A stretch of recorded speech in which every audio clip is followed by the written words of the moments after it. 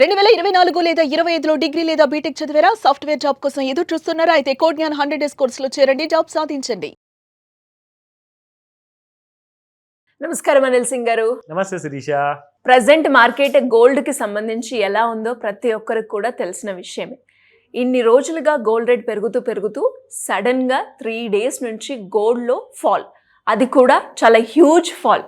ఎందుకు ఇలా జరిగిందంటారు? దీని వెనకాల ఉన్న రీజన్స్ ఏంటి? అండ్ ఎస్పెషలీ ఈరోజు మనం మాట్లాడుకుంటున్నాం కాబట్టి ప్రతి ఒక్కరికి ఉన్న ప్రశ్న ఏంటి అంటే, ఇంతలా బంగారం కొన్నాం మనము, ఇప్పుడు అమ్మాలా ఆగాలా? మరి చాలామంది కొనని వాళ్ళు మరి తగ్గింది కదా గోల్డ్ కొనుక్కోవాలా, లేదంటే ఇంకా రేటు తగ్గుతుందా? ఈ క్వశ్చన్స్ ఉన్నాయి సార్. ఎలా ఉండబోతుంది అంటారు? ఏం చేయాలి? కామ్గా ఉండమని చెప్తాను. ఫస్ట్ ఆఫ్ ఆల్ అయితే రిలాక్స్గా ఉండండి. గోల్డ్కి చాలా భవిష్యత్తు ఉంది. ఫస్ట్ అండ్ ఫార్మోస్ట్ గోల్డ్ లేనిది అసలు ప్రపంచమే లేదు. ఏ దేశంలో చెందిన కరెన్సీ ఉన్నా కానీ అది చిత్తు కాగితంతో సమానం. Sorry to say that. ఎందుకంటే only currency doesn't have any value.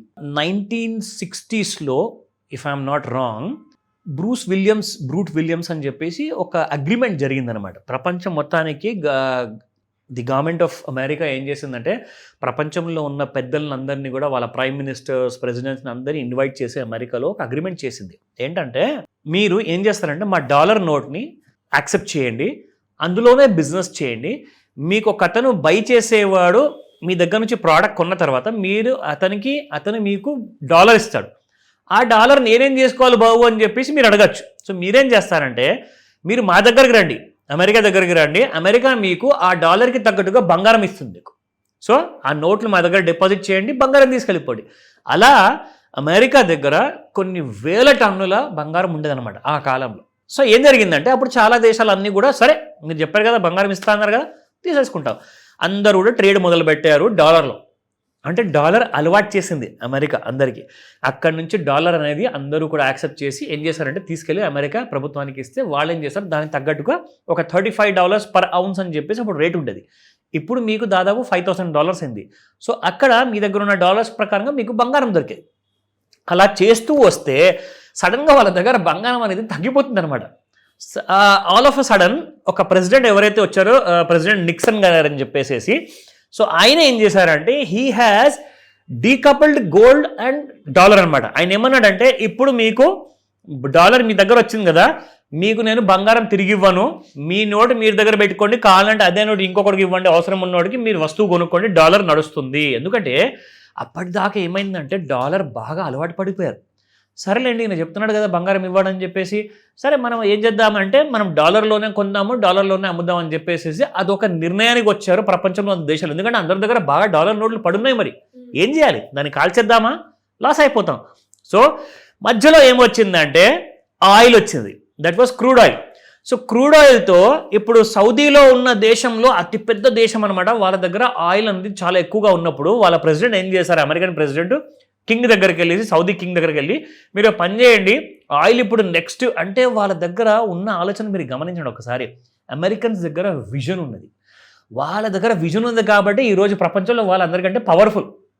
ఎందుకంటే వాళ్ళకి తెలుసు రాబోయే 50 లేదా 100 సంవత్సరాల వరకు ఏమి నడుస్తుంది, దాన్ని గ్రహించి మనం ఈ రోజే దాని మీద ఒక స్టాంప్ వేసి కూర్చోవాలి, అక్కడ ఒక అడ్డా ఉండాలి మనది, అక్కడ ఒక షాప్ ఉండాలి మనది అని చెప్పేసి అమెరికన్ గవర్నమెంట్ ముందు నుంచే అలాంటి ఆలోచనలు ఉంటుంది. కాబట్టి ఆ విజన్ వల్ల వాళ్ళు కింగ్ అయ్యారు, అంటే వాళ్ళు మార్కెట్ లీడర్ అయ్యారు. సో అలా ఏం చేశారంటే, క్రూడ్ ఆయిల్తో మీరు డాలర్లో పర్చేజ్ చేసుకొని డాలర్లో అమ్ముకోండి అని చెప్పేసి కింగ్ ఆఫ్ సౌదీ అరేబియాకి అలవాటు పెట్టినాక అక్కడ నుంచి క్రూడ్ ఆయిల్ కూడా మీకు డాలర్లోనే అమ్మడం కొనడం అంటూ జరిగింది. సో బంగారము డాలర్లోనే అమ్ముతారు కొంటారు, క్రూడ్ ఆయిల్ కూడా డాలర్లోనే అమ్ముతారు కొంటారు. సో దీనివల్ల ఏం జరిగిందంటే, కొన్ని దశాబ్దాలుగా డాలర్ బాగా స్ట్రాంగ్ అయ్యేసి ప్రపంచాన్ని ఏలేసింది. నా ఇప్పుడు ఏం రోగం వచ్చింది డాలర్కి, మరి ఎందుకు ఇప్పుడు ఫాలో కాకూడదండి అని చెప్పి చెప్తారు. అవును, జరిగింది ఏంటంటే, రీసెంట్గా మన పుతిన్ గారు, రష్యా ప్రెసిడెంట్, ఆయన యూక్రెయిన్ మీద దాడి చేశారు. దాడి చేయంగానే ఈయన కూడా ఇప్పుడు చైనా కానివ్వండి, ఇండియా కానివ్వండి, రష్యా కానివ్వండి, డాలర్లో ట్రేడ్ చేసినప్పుడు ఇప్పుడు డాలర్ జమ అవుతాయి కదండి. సో ఇండియా, రష్యా, చైనా అన్ని దేశాలు ఏం చేస్తాయంటే, అమెరికాలో వెళ్ళి బాండ్స్ కొనుక్కుంటాయి అనమాట. అంటే నా దగ్గర నా డబ్బు డాలర్లో పడి ఉంటే నా బ్యాంక్లో నాకు ఇంట్రెస్ట్ రాదు, అదే నేను డబ్బు మీ దగ్గర పెట్టాను అనుకోండి అమెరికాలో, మీరు నాకు ఇంట్రెస్ట్ పే చేస్తారు ప్రతి సంవత్సరం నాకు. సో అన్ని దేశాలను ఏం చేశాయంటే, కొన్ని లక్షల కోట్ల డాలర్లు తీసుకెళ్ళి అమెరికా బ్యాంకులో పెట్టారు. ఇప్పుడు అమెరికా ఏం చెప్తుందంటే, రష్యా నువ్వు నా మాటను యూక్రెయిన్ పైన దాడి చేయకూడదు, నువ్వు దాడి చేస్తే నువ్వు ఏదైతే డబ్బులు నా దగ్గర డిపాజిట్ పెట్టావు కదా అది నేను నీకు ఇవ్వను అని చెప్పి అలా చెప్పంగానే మిగతా దేశాలన్నీ కూడా దడుచుకున్నాయి అనమాట. అదేంట్రా బాబు, మన డబ్బులు కూడా అక్కడ పడున్నాయి కదా అంటే, రేపటి రోజున మనం ఏదైనా డెసిషన్ తీసుకోవాలి అంటే అమెరికాకి లొంగి ఉండాలి, లొంగి ఉండకపోతే మీరు మీ డబ్బులతో పోతారనమాట. సో కాబట్టి ఇప్పుడు అందరూ ఏం చేస్తున్నారంటే మెల్లమెల్లగా అమెరికా దగ్గర ఉన్న సెక్యూరిటీ బాండ్స్ ఏవైతే ఉన్నాయో, డాలర్ కరెన్సీ ఉందో అవన్నీ ఇచ్చేస్తున్నారు అందరూ. అండ్ మిగతా డాలర్తో ఏం చేస్తున్నారు, గోల్డ్ కొనుక్కుంటున్నారు. సో ఇప్పుడు అందరికీ విశ్వాసం వచ్చింది ఏంటి, అమెరికాకి దేని మీద కంట్రోల్ లేదు, అమెరికాకి మొత్తం డాలర్ మీద కంట్రోల్ ఉంది, క్రూడ్ ఆయిల్ మీద కంట్రోల్ ఉంది. క్రూడ్ ఆయిల్ కూడా ఇప్పుడు మెల్లమెల్లగా ఇండియా ఏం చేసిందంటే రష్యాకి చెప్పింది, నువ్వు ఒక పని చేయి, నేను మీకు రూపాయిలో ఆయిల్ కొనుక్కుంటాను, ఆ రూపాయితో నువ్వు వచ్చేసి నా స్టాక్ మార్కెట్లో పెట్టుబడి పెట్టుకొని చెప్పి ఇండియన్ గవర్నమెంట్ చెప్పింది. అంటే ఇప్పుడు ఏం జరుగుతుంది, డీడాలరైజేషన్ జరుగుతుంది. డీడాలరైజేషన్ అంటే ఎవడు కూడా డాలర్ని పట్టించుకోవట్లేదు, అందరూ కూడా డాలర్ని పక్కన పెట్టండి, కొంటే బంగారం కొనండి, లేదంటే మనము మన బిజినెస్ని పెంచుకొని మన దేశానికి మంచి పేరు తెచ్చుకుంటే మన కరెన్సీ అనేది పెరుగుతుంది. మన ట్రంప్ గారు చైనా మీద అంత పెనాల్టీలు పెడతారని చెప్పినా కానీ చైనా ఎందుకు ఎగరలేదు తెలుసా, వాళ్ళ డబ్బులు కూడా అక్కడ ఇరుక్కుని ఉన్నాయి. నేను కూడా నోరు తెరిస్తే నా డబ్బులైనా లాక్కుంటాడని చెప్పే భయంతో ఇండియా కూడా అదే భయంతో ఏం చెప్పకుండా మెల్లమెల్లగా ఆ డబ్బుల్ని విత్డ్రా చేసుకుంటున్నారు. సో అందుకే గోల్డ్కి ఇంత డిమాండ్ పెరిగింది. ప్రపంచంలో ఉన్న ప్రతి దేశము సెంట్రల్ బ్యాంకు కూడా నాకు గోల్డ్ కావాలి, ఎందుకంటే గోల్డ్ మైన్స్ ఎక్కువగా ప్రపంచంలో ఉన్న గోల్డ్ మైన్స్లో 35% నుంచి 40% వరకు ఆఫ్రికాలోనే ఉన్నాయి. సో కాబట్టి ఇది మన రీజన్, ఇంతగానం పెరగడం చూసాం. మరి పెరిగిన తర్వాత నిజమే అన్నప్పుడు పెరగాలి కదండి ఇంకా మరి అంటారు, కానీ పడింది ఎందుకంటే మీకు ఒక మాట చెప్తా. మనం చిన్నప్పటి నుంచి ఒక విషయం చూసుకుంటూ వచ్చామండి, మన పెద్దలు కూడా ఒక విషయం చెప్పేవాళ్ళం, సంవత్సరానికి 4% బంగారం పెరిగితే అబ్బో బంగారం పెరిగింది అనేవాళ్ళు. ఇప్పుడు గంటకి 4% పెరుగుతుంది. అవును, మరి దాంట్లో ఏమైనా న్యాయం ఉందా చెప్పండి? ఇది ఏంటంటే అవేర్నెస్ పెరగడం వల్ల అందరూ ఏం చేశారంటే, నా వ్యాపారం వద్దు, వ్యవసాయం వద్దు, జాబ్ వద్దు, ఏమొద్దు, నేను బంగారమే కొంటా, వెండినే కొంటా అని చెప్పి ఎగబడి మరి జనాలందరూ మన వాళ్ళే, మన తెలుగు ప్రేక్షకులు కూడా, మిగతా భారతదేశంలో ఉన్న వాళ్ళే కాదు ప్రపంచం అంతట్లో కూడా బంగారం వెండి కొనడం మొదలుపెట్టారు. దానివల్ల అంత ఫాస్ట్గా పెరిగిందనమాట. కానీ ఇప్పుడు నిజం ఏంటంటే ఇంత ఫాస్ట్గా నిజంగా పెరగకూడదు. మీరు ఎప్పుడైనా చూసారంటే నెల లోపల ఒక మొక్క చెట్టు అయింది, ఏదైతే మీరు అన్నారో ఇలా పెరగకూడదు, మరి చూస్తే మనము విత్ ఇన్ 1 వీక్లోనే ఆ మూమెంట్ అనేది పెరగడం అండ్ అలాగే అంతే రేటుగా తగ్గడం జరిగింది. దీని ఎఫెక్ట్ ఎలా ఉంటుంది సార్ ఫర్దర్గా? చాలా మంచి ప్రశ్న అడిగారు, దీనికి ఒక మంచి సమాధానం కూడా ఉంది. అండ్ ఇది విన్నారనుకోండి మీరు గోల్డ్ అండ్ సిల్వర్ గురించి ఒక పెద్ద నిజం తెలుసుకుంటారు. సో ఆ వీడియో కోసం కూడా వెయిట్ చేయండి, ఎందుకంటే డీటెయిల్గా చెప్పబోతున్నాం కాబట్టి. ప్రస్తుతానికైతే మనము స్పాట్ మార్కెట్లో ఏం జరుగుతుందో చూద్దాం. ఈ రోజు ధరలు ఏమున్నాయి, అసలు ఇంకా పడబోతుందా లేదా చెప్దాం. సో గోల్డ్ 24 క్యారెట్ గోల్డ్ ఎన్ని రోజుల తర్వాత అండి మళ్ళీ పాత రేట్లు మనం చూస్తున్నాము. 16,058 నిన్నుంటే ఇవాళ 15,153, దాదాపు 900 పడిపోయింది. ఎప్పుడన్నా చూసారా? లేదు. సో ప్లీజ్ గుర్తుపెట్టుకోండి ఈ రోజు ఈ రేటు రెండు కూడా. సో 22 క్యారెట్ గోల్డ్ చూసుకుంటే 14,720, నిన్న 13,890, ఇవాళ 800 రూపీస్ పోయిందండి మైనస్.